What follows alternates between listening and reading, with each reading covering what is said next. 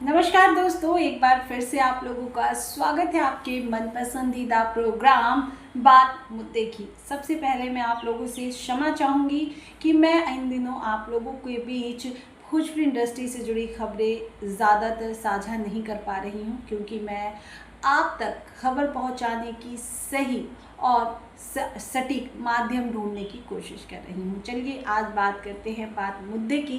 तो आज बात करने वाले हैं एक ऐसी कलाकारा की, एक ऐसी एक्ट्रेस की जो एक समय में भोजपुरी इंडस्ट्री में पहचान की, इंट्रोडक्शन देने की मोहताज नहीं थी, और वो है रिंकू घोष। रिंकू साल 2005 में फिल्म उन्होंने की थी और उसके बाद से वो काफ़ी ज़्यादा चर्चाओं में रही, लेकिन अचानक से वो फिल्म इंडस्ट्री से गायब हो गई। भोजपुरी इंडस्ट्री से वो गायब हो गई क्योंकि उन्हें गायब कर दिया गया। उन्होंने एक बड़े खुलासे किए हैं कि रात 12 बजे उन्हें कास्ट की हुई फिल्म से बाहर कर दिया गया था।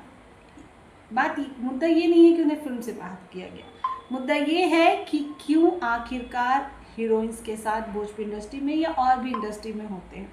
मैं आपको बता दूं, रिंकू घोष साल 2000 जिस फिल्म का जिक्र वो कर रही हैं कि उन्हें फिल्म से निकाला गया था, सबसे पहले मैं उस फिल्म का नाम बता दूं।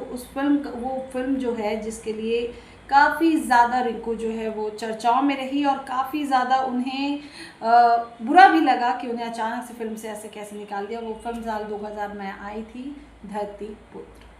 फिल्म के एक्टर थे मनोज तिवारी और एक्ट्रेसेस के तौर पे थी रिंकू घोष। लेकिन सुबह उन्हें फ़्लाइट पकड़नी है कि उन्हें शूट के लिए जाना है, और रात के 12 बजे उन्हें पास मैसेज आता है। जब उन्होंने ये पूछा कि उन्हें क्यों निकाला जा रहा है फिल्म से, तो फिल्म के जो बाकी लोग थे, फिल्म मेकर जो थे, उन्होंने कहा कि मनोज तिवारी चाहते हैं कि इस फिल्म में कोई नया चेहरा है। जबकि ए दरोगा बाबू, आई लव यू जैसे जब सुपरहिट फिल्म दी रिंकू ने, उसके बाद उन्हें ऐसा लगा कि मनोज तिवारी और उनकी जो जोड़ी है वो सुपर डुपर हिट है और हर कोई उनकी जोड़ी को देखना चाहेगा, उनकी जोड़ी को पसंद कर रहा है। लेकिन ऐसा क्यों हो रहा है? क्योंकि एक्टर नहीं चाहता था कि रिंकू घोष उनके साथ उस फिल्म में काम करे, क्योंकि एक्टर को कोई और हीरोइन को उस फिल्म में लेकर आता था।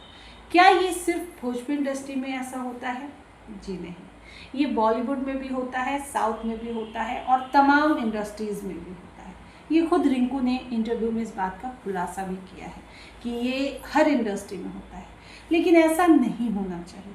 आज रिंकू जो एक बेहतरीन कलाकारा हैं और बहुत ही खूबसूरत सी फिल्में उन्होंने बहुत सारी दी हैं, आज क्यों वो इंडस्ट्री से दूर है? शायद वो आज इंडस्ट्री में होती तो इंडस्ट्री का माहौल बहुत अलग होता।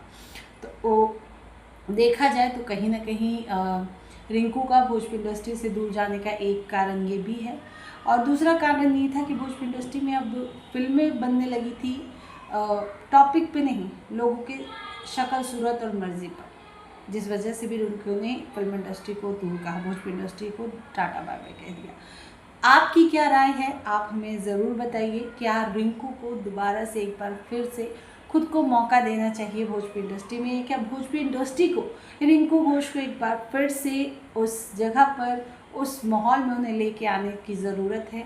हमें कमेंट करके ज़रूर बताएं। साथ ही साथ हमारे चैनल को सब्सक्राइब कीजिए और ऐसे ही तमाम भोजपुरी इंडस्ट्री से जुड़े जो मुद्दे हैं उन पर तमाम राय आप ज़रूर दीजिए। मैं आपसे हाथ जोड़कर रिक्वेस्ट कर रही हूँ, ताकि मैं आप लोगों की विचारधारा को जान सकूँ, समझ सकूँ और आगे चल के मैं भोजपुरी इंडस्ट्री के लिए और कुछ बेहतर कर सकूँ।